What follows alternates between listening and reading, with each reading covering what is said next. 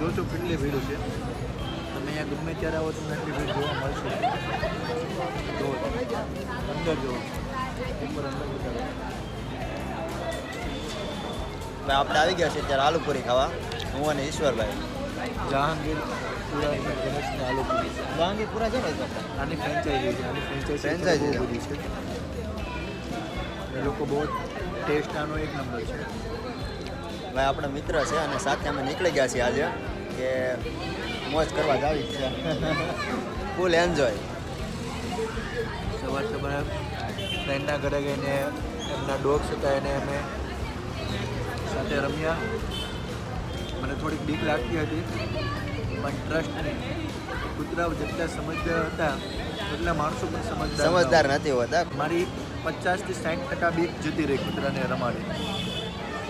એટલે તમે કૂતરાથી બીતા હતા પહેલાં એવું જ? પહેલાં હું બીતો હતો પણ અત્યારે હું રમા પછી ખબર નહીં, કૂતરાઓને ખબર તો પડે છે. ચાઇનીઝ સમોસા એ રચાવાળા ચીઝવાળા આપી ગયો ને ભાઈ.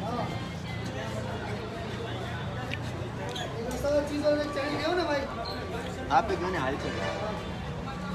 એક ચીઝવાળા આપી ગયો. એક જ આપો ને ભાઈ ચીઝવાળા. ઈશ્વરભાઈ આલુ પૂરી ખાતા જજો, એમાંથી ફૂટશે નહીં.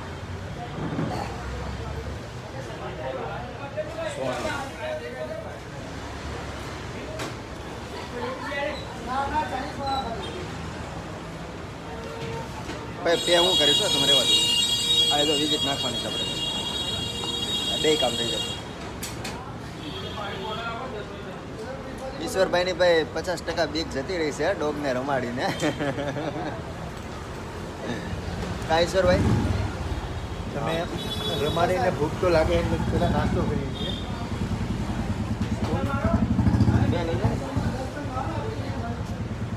જિંદગીમાં પહેલી વખત હું રસાવાળા ચાઇનીઝ સમોસા ખાઉં.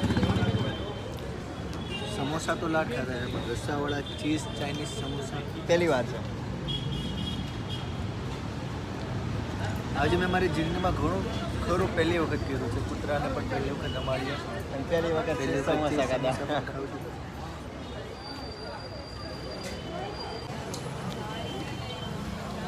રંગે અને સંગે આનંદ માણ્યો. હા,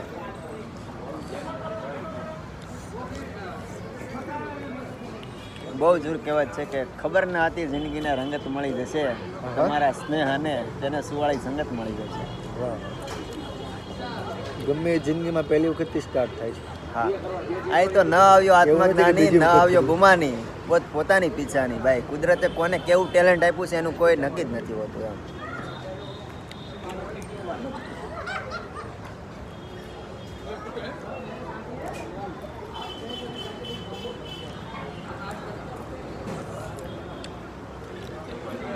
હવે ભૂખે ન લાગે, ભૂખે મરી ગયા. 4 વાગ્યા. ડોગને રમાડવામાં એટલા મશગુલ થઈ ગયા હતા કે આપણને સમયનો ખબર જ ન પડી. મારો એક ફ્રેન્ડ બ્રિજેશભાઈ, હા, એનો ફોન આવે છે ક્યારે ફોન પર ફોન આવે છે તો પણ અમે ત્યાં જતા નથી.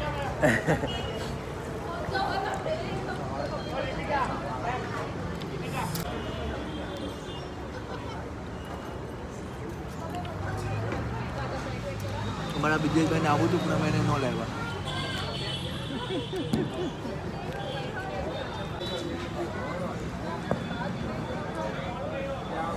બ્રિજેશભાઈ અમે રસ્તો ભૂલી ગયા છીએ, આવી જ ગયા છીએ.